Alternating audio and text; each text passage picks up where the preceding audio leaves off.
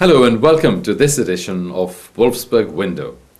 Jim Fruchterman is at Wolfsburg to lead a Wolfsburg think tank on the topic Getting High-Tech to Serve Humanity. He's an engineer, a rocket scientist, computer scientist, inventor of various technologies, and founded a few years ago a company called Bene Tech, Good Tech, or Tech for Good, Tech for improving the lot of the human race. Jim, what got you started in this whole area of what is now called social entrepreneurship? Well, I was drawn to social entrepreneurship by starting as a technology entrepreneur. So I started a couple of technology companies in Silicon Valley during the 1980s, and there was a technology that we invented that could help disabled people but wasn't very commercially attractive. So that's how we actually started a nonprofit to make reading machines for blind people. So Jim, but what exactly was your motivation? Oh, I just had the idea of making reading machines for the blind since I was in college. I had been studying pattern recognition, and of course the example in the 70s that was used was making smart missiles and smart bombs. And I was thinking, what else could you use this technology for? So when years later I helped make a machine that could read anything, I thought, could we turn this into a reading machine for the blind? So I didn't know any blind people. I just thought this ought to be useful, and as an inventor, I really wanted to see it used for that purpose. And has it done any good? Well, actually, yes. We over a 10-year period, our nonprofit sold more than 40,000 reading machines in 60 countries around the world. So it made a big impact. We actually ran a business inside a nonprofit, and it was a break-even business for 10 years, about $5 million a year. But we were able to make reading machines for the blind and help blind people access books without needing help from anyone else. They could just sit down and scan a book in and then listen to it or read it in Braille. So that was the beginning. And what did you do next? After doing the reading machine for the blind venture for about 10 years, we started thinking, running a $5 million a year business is interesting, but we should be doing more. So in 1999, we started actually making a plan to how we would do this multiple times. And so we sold our reading machine for the blind business to a for-profit, a venture capital-backed company, for about $5 million, and then took those proceeds and reinvested them in starting several new ventures. And now Benetech has about 6 ventures going, and we're planning on launching 1 to 2 new ventures each year in the foreseeable future. So Jim, do I understand correctly? You are exactly like a normal entrepreneur, which you are in your private life, of course.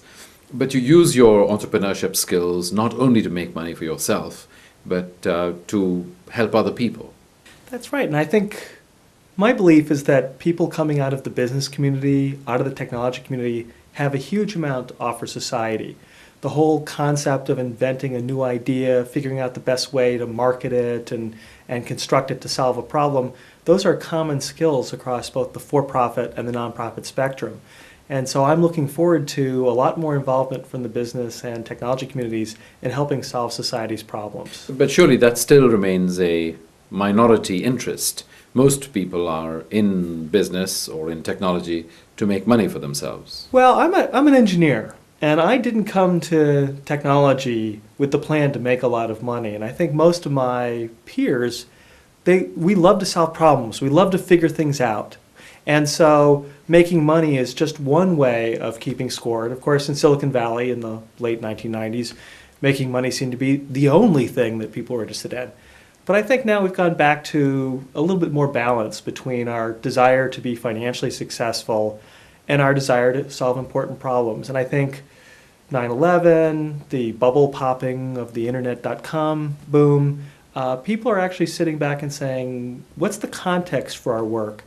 How is our citizenship going to be embodied? Yes, business is very important, but it's not the only thing. So Jim, how is this different from normal charity, normal philanthropy, normal sort of doing good? Well, I think social entrepreneurship embodies a more market model, a more respectful attitude towards the person you're trying to help. Traditional philanthropy is charity. You are the wealthy person and you bestow the charity upon the disadvantaged person. And it's a very unidirectional power relationship, let's put it that way. But I think a social entrepreneur tries to think about how am I going to engage the person I'm trying to help? And this is especially important as we move beyond what I think of as the best places for charity, helping people who can't help themselves in disasters or prisoners of war or whatever. But when you're talking about technology, you're talking about health, you're talking about education, you need to engage the person involved. And so when you look at the person you're working with, the disadvantaged community, as your customer, as your user, as your partner in solving the social problem, you solve the problem differently than if you are thinking that you are bestowing charity upon them. So what have been some of the most interesting, impressive kinds of social entrepreneurship experiments that you've come across, that you've been most impressed by? Well, I'm very impressed by a nonprofit pharmaceutical company based in San Francisco. They pick up drugs that major pharma can't make enough money off of and then bring them out for drugs that help solve problems that people in the developing world have. So it may save 100,000 lives a year, but they're all poor people, so that's not a good market.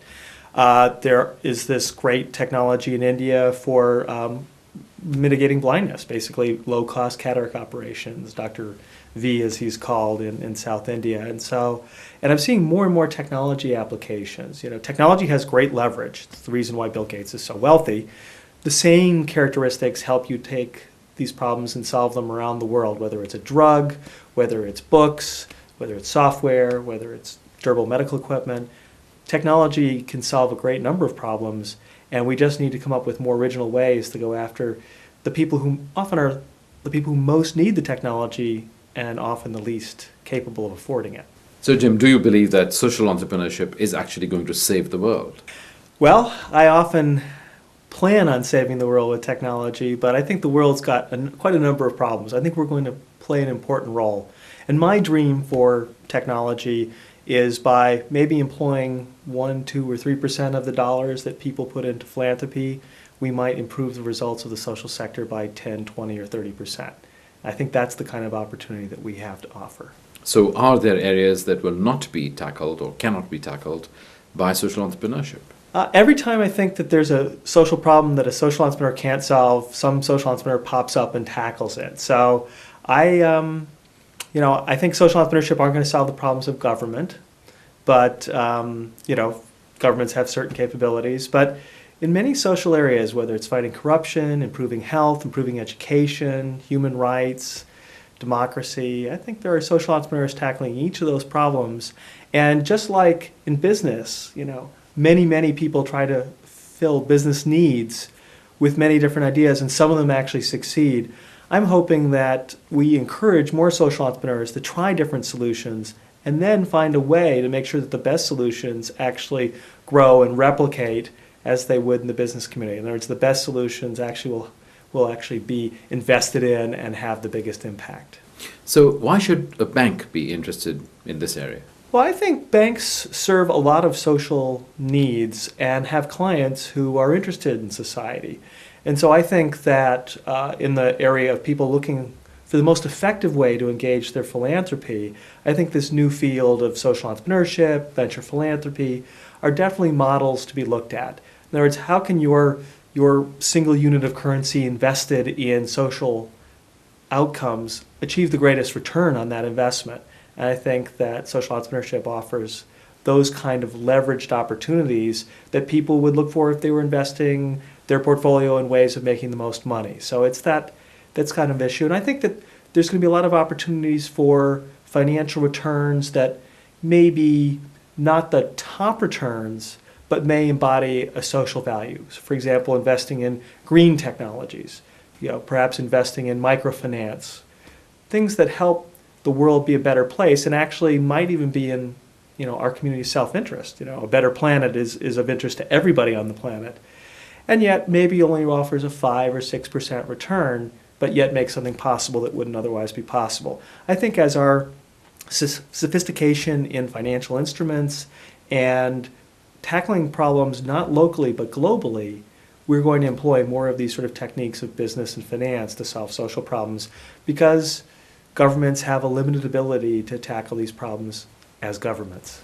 Well, dear colleagues, there are different opinions about whether philanthropic sorts of investments can produce 6% or 16%. Professor C.K. Prahalad of Michigan University of Michigan believes that this is the great next frontier for business. And whether it's the great next frontier or something that will only bring small returns to banks, it's certainly an area that UBS is interested in, which is why UBS has, of course, created our philanthropy unit. But whether that is of particular interest to you or not, I hope you found Jim Fruchterman an interesting man to listen to. He's certainly a very interesting man and has done very interesting things. Well, thank you very much for joining me today, and till next time, goodbye.